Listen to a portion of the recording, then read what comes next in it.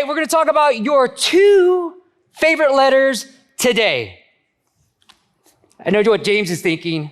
QT, because I'm up here. But it's not QT. It is, obviously, A. You guys finish it. Come on. A. Thank you. Yo, you got to get ready for happy hour, right? All right, let me introduce the panel. The one thing I don't like about panels is the moderator says, can you introduce yourself? I'm like, screw that. I'm going to introduce them for you. The other thing I'm going to show you guys is get your phones ready. If you got questions, put them up, because we're here to answer your questions, not to kind of predict what you want to hear, all right? So without further ado, let me introduce the first guest. He runs Perceptycs. He works with 6, 7, 8-figure apps to try to scale them, and he's been an app marketer of the year. Without further ado, put your hands together for Nathan Hudson.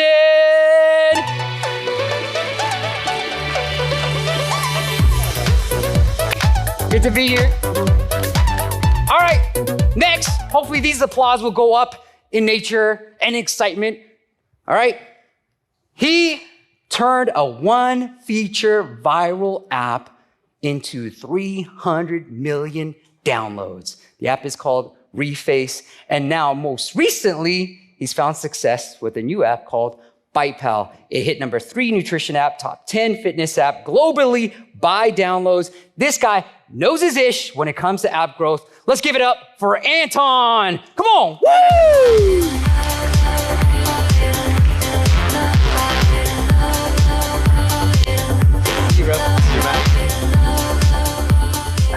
All right, we're gonna see AI in action, and we're gonna show you some creatives that these guys have found success with.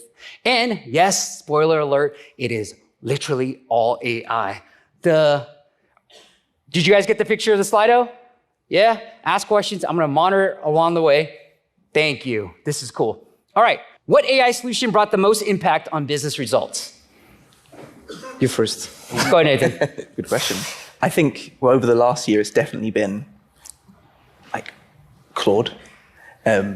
Just generally, right? Like using Claude for all kinds of different things across the board. I think I would talk about it more from like the development perspective and like how fast now we can ship experiments, in as much as like even the growth teams being able to actually launch experiments, launch onboarding experiments, launch paywall experiments, and not have to necessarily like rely on the dev team who may be building out core features. This I think is one thing that's quite cool. Mm-hmm. Yeah, for us, I mean, I would love to say that it's like a specific marketing tool for the app or your consumer business that you can just take off the shelf, but it would be also something very horizontal, so it would be an A10 actually.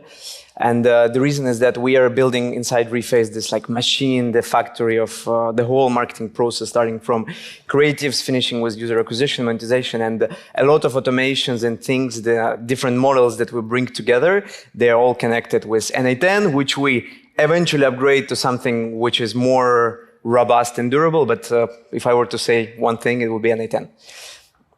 Oh, what'd you say? An A10. An A10. Yeah. I like that one.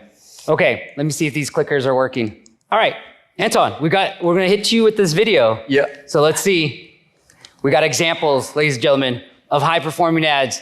Here we go. And I'm feeling good. I'm feeling good. Break it down for us, frame by frame. Yeah, so this is basically the app of, this is the ad of our nutrition app, BitePal. That's the one which is now reaching kind of top numbers in the nutrition, health, and fitness space. So this app was a very high-performing ad, I would say, in February. So it lasted probably more than a month, which is relatively long for the current environment and also the marketing spend that we do. And I think this ad is interesting because we actually took the real influencer, like the person who was basically ready to give the footage, and then we iterated around the background, the lengths, the music, obviously, the pack shot, and basically you probably can see like hundreds of different variants of this ad, where you have this one anchor element, which was actually the person who gave us this UGC piece. So this background is not real, right? Yeah, the background is not real. So the real is just the lady. And then obviously we changed the type of the food. I mean, the captions are pretty easy ones, but also the entire background is completely changeable. So yeah. Do you guys have it? You know, I always see these LinkedIn posts. Oh, I slept and I had 108 new creatives. Is that something that you guys are doing too? Yeah. So I think if you benchmark us to versus other relatively big publishers, I think it would still be probably a bit lower on the number of creatives we produce every month, every week. But I think what we do particularly well is the creative diversity, which probably also one of the topics of today's discussion. And we have the internal tool, which we've built with the help of our internal team and a bunch of other companies as well, where a designer can actually construct the creative from different pieces. So you have a lot of AI models which are plugged into the system, and then it's basically drag and drop. You type the prompt. We also have there basically the library of assets also live in this specific software, and you can basically pick up the model, whether it's an AI model or a UGC video of someone else, and then basically create in front of your laptop everything that you see. As someone in intermittent fast, like this speaks true to me. Yeah. Like 1 minute before, I'll be like seconds and like 15 minutes. I'm like, babe, I can hold out. Exactly, I can hold out. Exactly. Yeah. So yeah, it speaks really well to the audience who actually fast. Yeah. I don't, but I guess it speaks well. So therefore, it was a relatively good performing ad in February. All right. VK says, when is AI not the best solution? I agree. Yes. When is AI not the best solution? No, in all seriousness, I think it's hard because it's becoming so that it is always the best solution, right? Like in a lot of cases now, I think as we go, like I genuinely think that a lot can be done with AI. I think one thing that is not AI-able at the moment is that kind of human aspect and that human feel to really come up with something that is like truly innovative, repeatedly, right, on demand. I think, ideation is still very much humane for now, at least, and people talk about like human taste and stuff like this. So I think it's a case of humans and AI as opposed to just AI and UBI. You didn't get that one. Universal basic income, right? Like us not having any jobs. I think for now that's the case, but we'll have to see. Anton, you want to add anything? Yeah, I mean, AI is super powerful, right? And then probably like in 2-3 months we would have even the different conversation. But the way I think about it is kind of it's a funnel, right? And at the bottom of the funnel you have like a human need, then you have a product, then you have, let's say, different funnels, and then the creatives, right? And I think what's actually pretty hard for AI to do is to kind of find the core concept, which would be kind of the main building block of everything else that you're trying to build. So for example, with BytePal, kind of the whole idea about the raccoon is a little bit like a Tamagotchi. You care about it. It's a great idea, which, because it's the core of the product, you actually cannot iterate it as fast as AI like enables it to do, but what you can do is with the help of AI frame everything else around. So I think kind of the core idea, the product use case, I think it still sits with the person, with humans, with us as of now, but let's see how it changes. How much of a difference did changing the background actually make though? I mean, it's actually interesting, but it can be quite a lot. And also, what did you see, if you're open to sharing? Yeah, I mean, maybe the difference can be 20-30%. Wow. But the thing is, it also, like, if you make variations of the same creative which performs well, you're able to tap into a little bit bigger total addressable markets. Okay. And therefore, iterating on something that works and changing backgrounds, changing the person, the meal itself, would allow you actually to scale what works a little bit bigger to like different pockets. Did you guys change the meal? We changed meals, we changed the outfit, we changed the restaurant to the dining room. So it's just like, it's a constructor, basically. It'd be interesting to see the original then. That would be cool. Yeah, I don't even know whether it's original or not, actually. All right, let's hit the next one. We'll go to the next one. This one. I love this one. All right, I'm going to hit play. reasons that you gotta.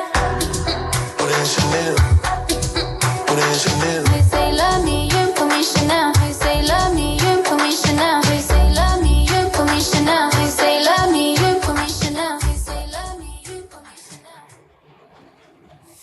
All right, besides us probably doing this at happy hour, that dance, well, break it down for us. Yeah, I mean, here it's a bit more obvious. The raccoons are not real. The song is also AI generated, so it's both the music and the lyrics as well.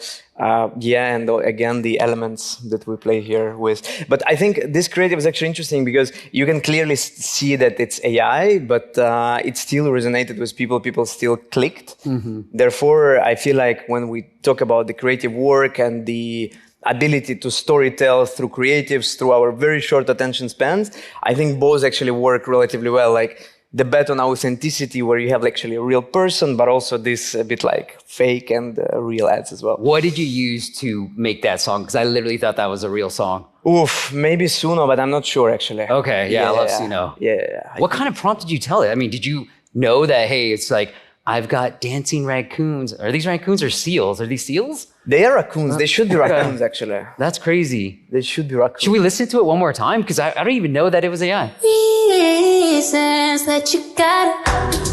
They say love me, you put me Chanel. They say love me, you put me Chanel. They say love me, you put me Chanel. They say love me, you put me Chanel.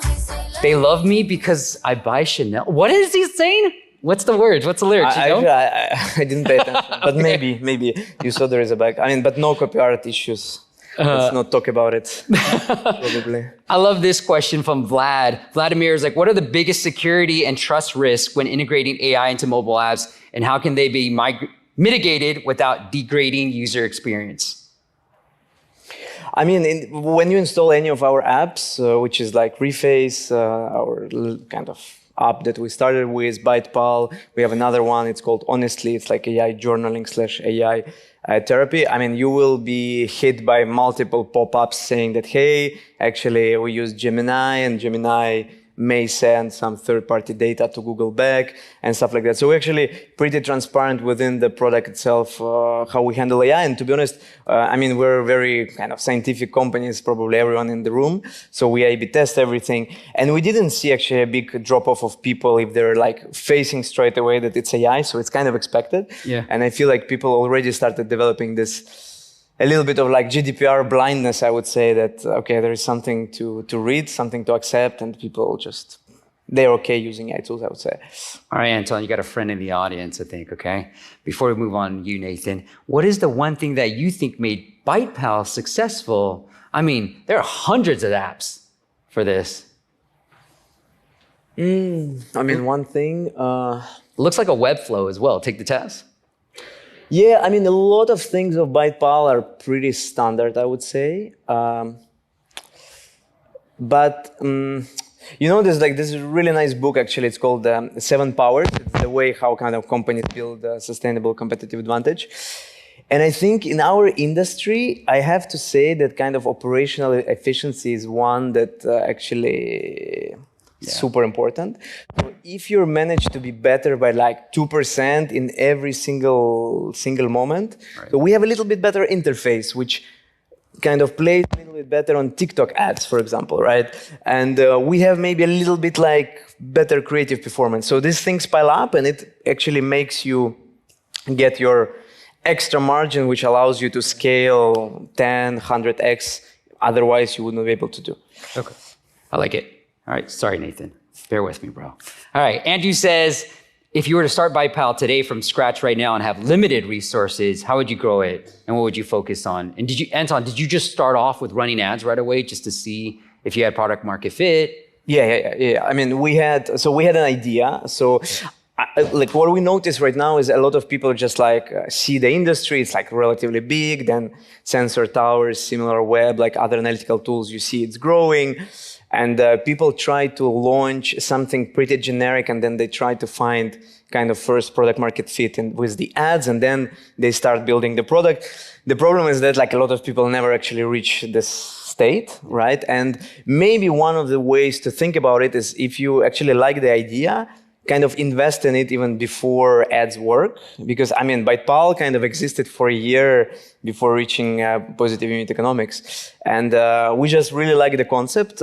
It's also an interesting concept back then.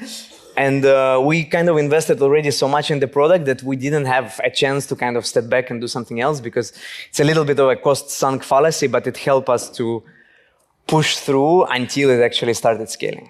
Were you running ads the whole time, that whole year? We were running ads the whole time, and Wow. I mean, we're in a relatively good position because we had other apps which were cash generative. Yeah.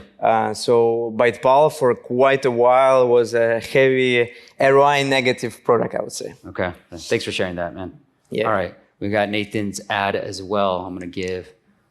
I'm causing headache over there for the AA. All right. Here's this video. I love this. And this is, right, Nate? All AI. Yeah, this video is 100% AI. Like, everything you're seeing in this video is. And I love these comment thingies. The comment thingy is a legit comment. Yeah. But you can tell by some of the text, right? That it's like, is that a username? No. All right. I will hit the video right now.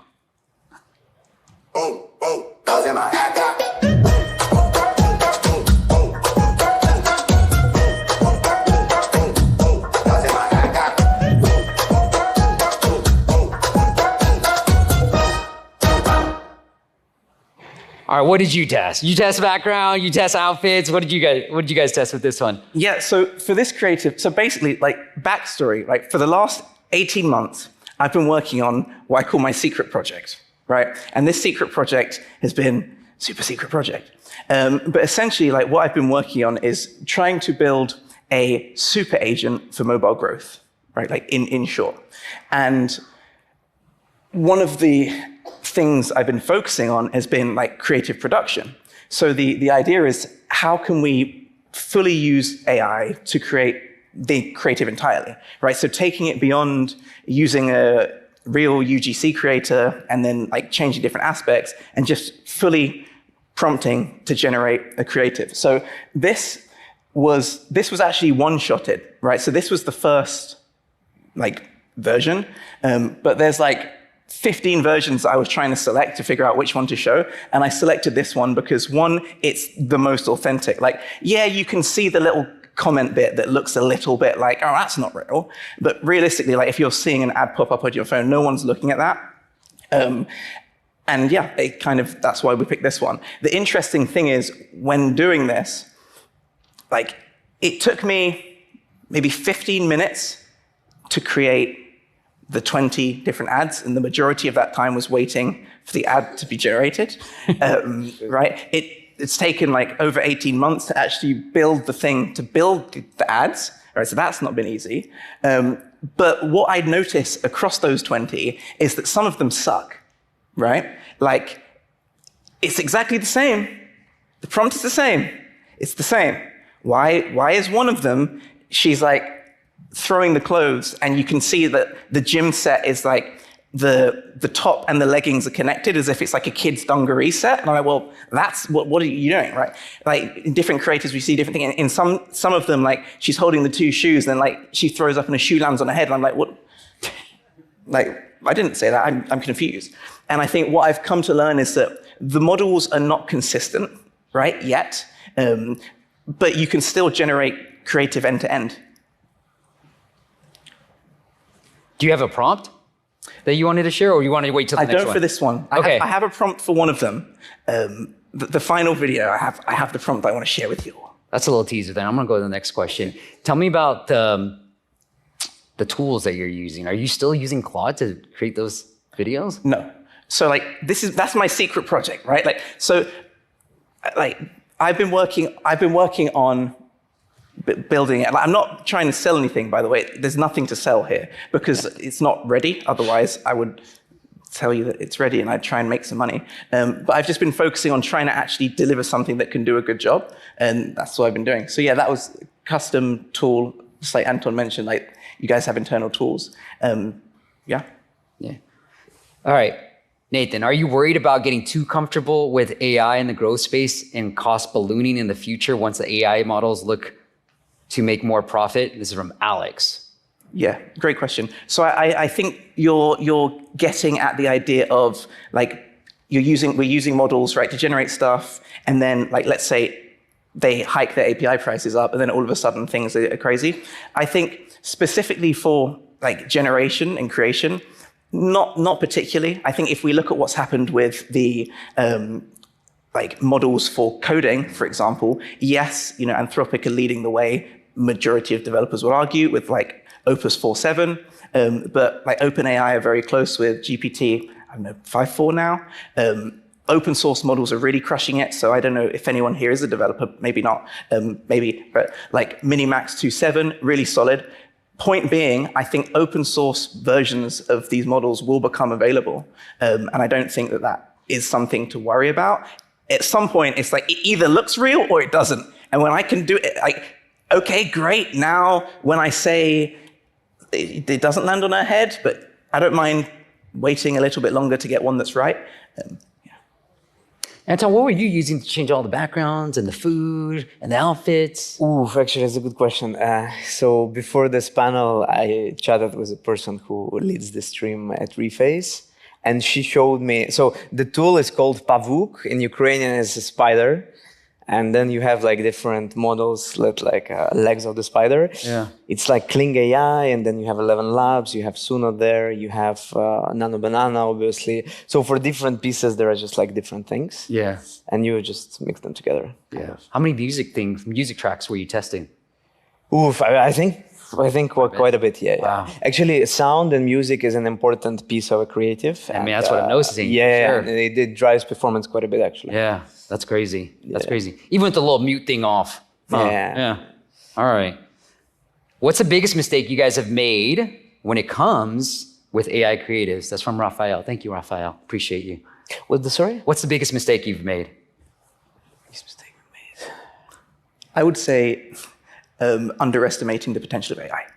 100%. Like I vividly remember sitting down with the team, like, look, like, yeah, AI is not coming for creative. Like, there's no way AI is going to be able to do creative. And then VO3 came out, and I was like, look, it's trash. It's like sometimes good. And then Sora 2 came out, and I'm like, so I think we should be worried. And now, so I think the biggest mistake is being set in the old ways of doing things and being like, no, but this is our process. Like, this is our process. Like, we do it this way.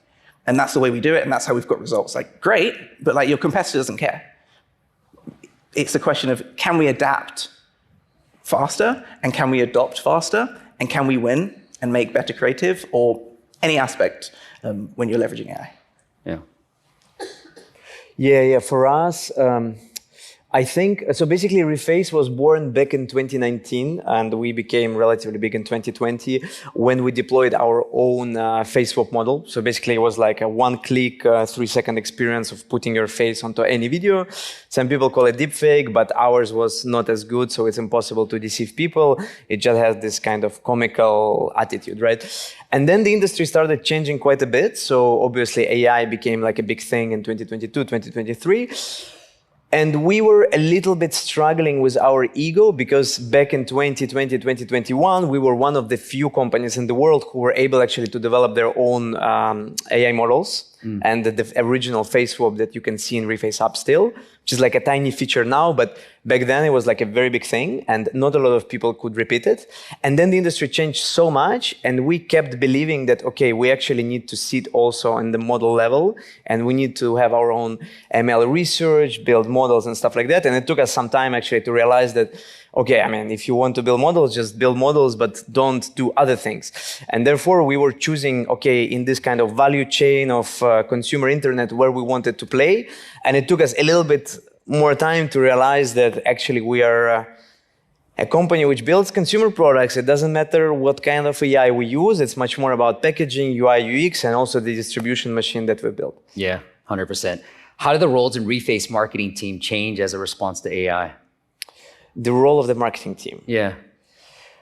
I mean, look, to be honest, like the role of the marketing team is, I mean, I would say number one for the companies like us. It used to be like this before, and it's exactly the same now. And I think it actually intensifies because I believe that the cost of the production and the ability to copy things, the barriers to entry is just like so low. Like anyone can build BytePal kind of in a few days with a few developers, although 5 years ago it was much harder. So the question is where the competition happens. And I think it happens on the distribution layer.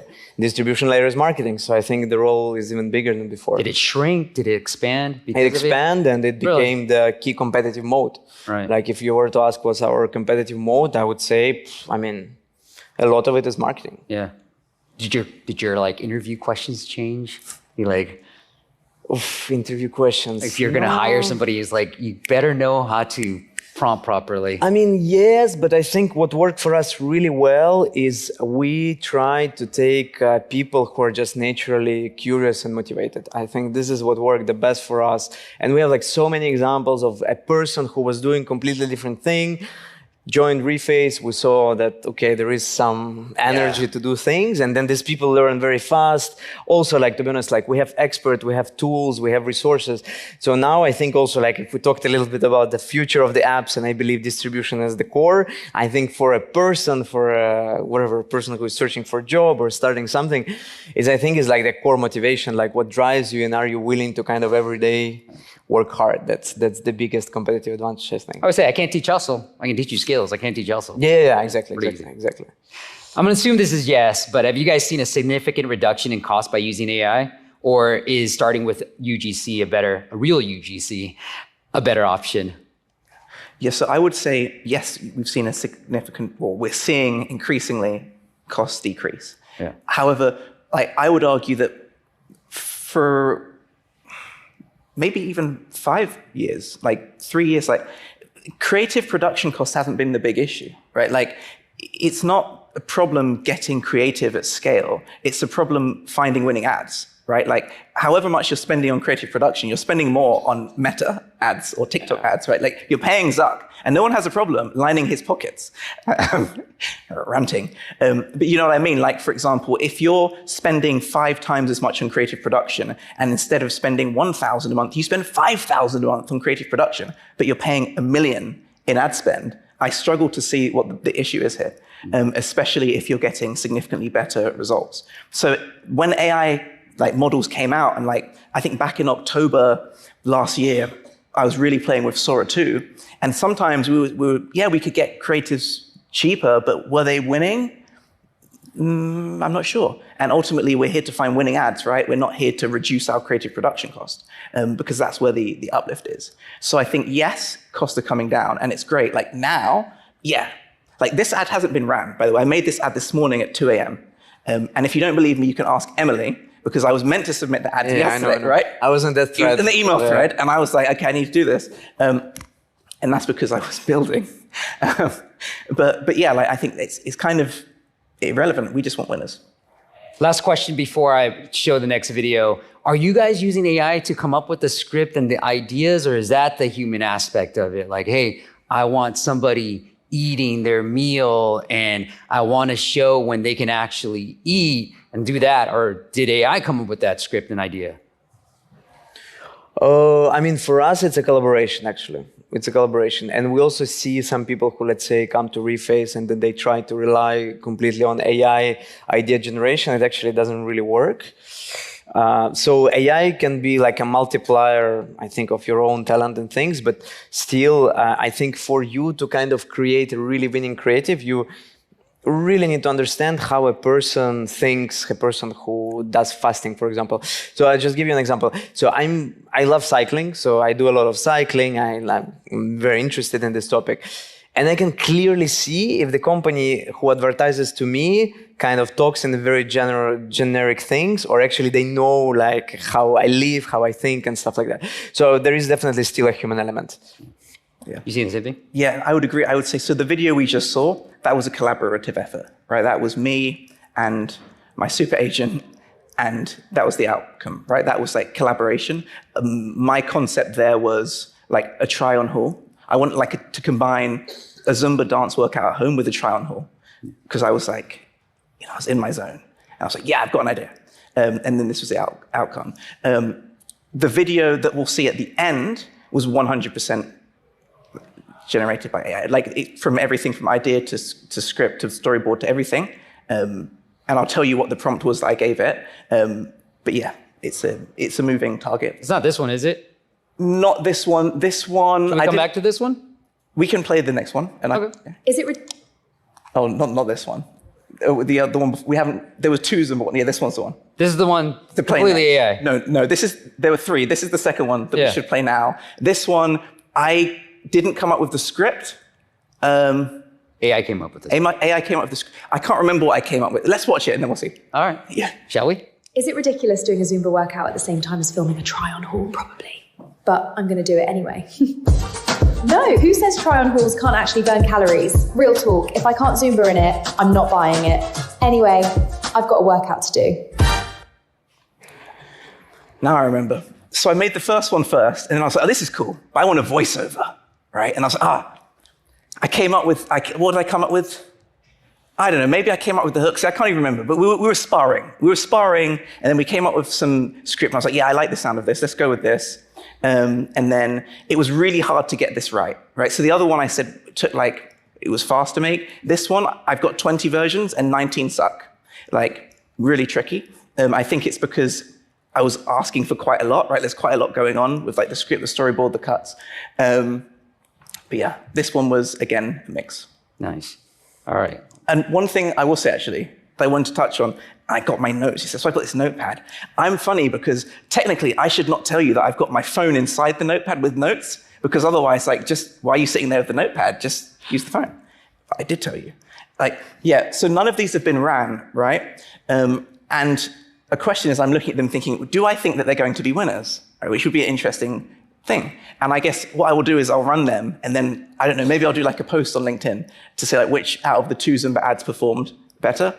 I'll have to ask the client, right? I made these this morning, so they haven't even seen them. I might get in trouble. If I get in trouble, I'm blaming Mrs. Babs. Anyway, but are they going to be winners? And I was sitting there thinking, and I was like, I don't know, maybe, right? Maybe they'll be winners, maybe they won't be winners, but I actually don't care because I'm not attached to the creative. And this is what really stood out to me. And it's the same thing I've noticed with coding, right? You become less attached to your code, but I become less attached to the creative. I didn't spend hours and hours grafting on a single script and going back and forth with the creator saying, no, what are you doing? Why did you say the word that way? Why didn't you say the word this way? It took me hardly any time. So whether or not it wins or doesn't win, I don't care. And I'm also not going to try and reverse engineer the win and be like, yeah, I think this one won, because if you notice, blah, blah, blah. Because as I said, there's 20 variations of each of these. And it's way more efficient for me to focus my time on coming up with really killer concepts and sparring and just letting meta do its thing than it is for me to get emotionally invested into a creative. And the irony is, I'm pretty certain that this time last year, I was saying the opposite thing, right? And I was a big advocate of really diving into the performance. Of course, we want to know the hook rate. I still do. Of course, I want to know the hold rate. I still do. But why? What is it? Is it the accent?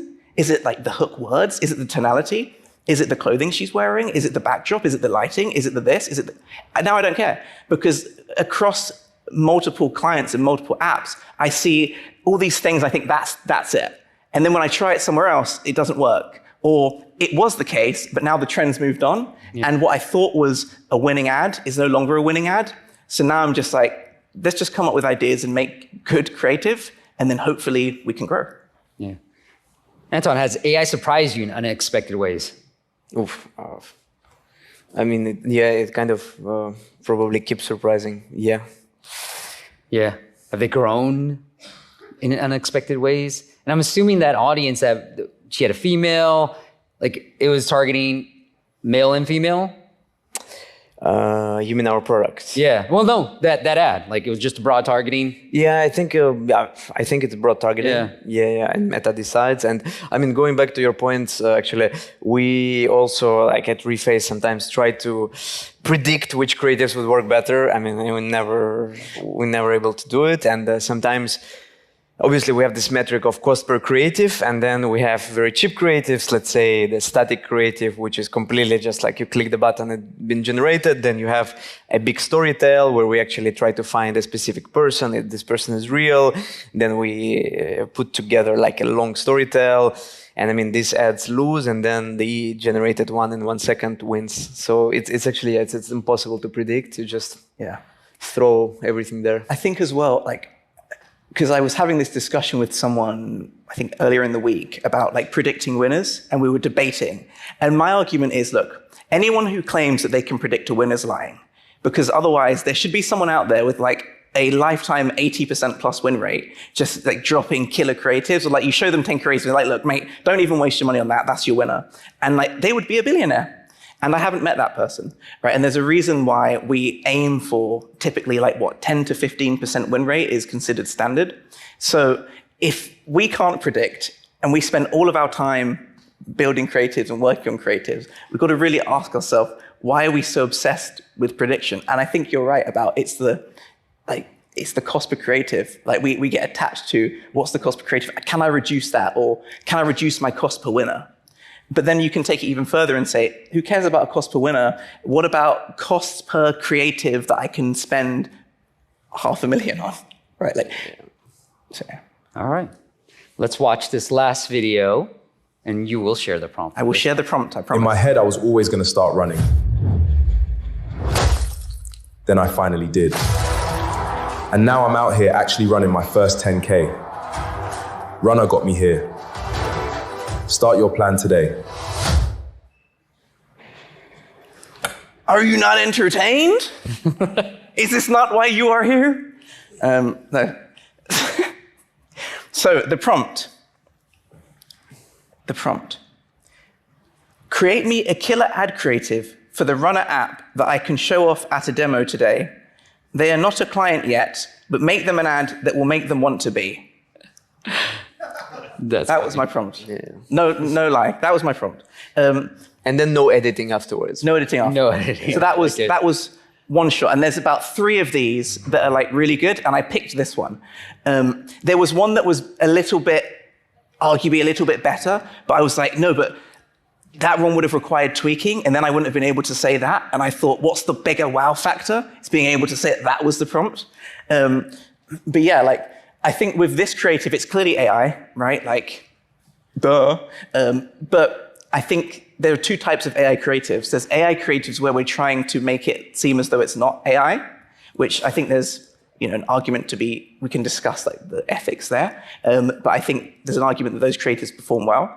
But then there's creatives like the one you showed with the meerkat, like this one here, where it's like, well, clearly this is not like completely human. It either is, and they've like spent a crazy amount of production on this, but it's not like UGC. Even if someone was to recreate this with like, I don't know, like how Hollywood do the movies and Iron Man and Marvel, but yeah, like I'm sure expensive production studios could recreate this. But do I care if I'm looking at an ad that's created by an expensive production company or AI? No. The goal behind this creative is just, it's kind of entertaining. Yeah, the script is not that strong, right? Like as a growth person, I'm looking at the script thinking, okay, yes, it's a decent story. But yeah, it took me 10 Sorry, Nathan, seconds. I'm going to interject. Anton, I would like to get your thoughts on this. James says, do you think AI creatives cheapen your brand identity? Cheapening our brand identity? No, I don't think so, actually. So at the beginning of our journey, we tried to follow the kind of brand guidelines for all the creatives that we produce.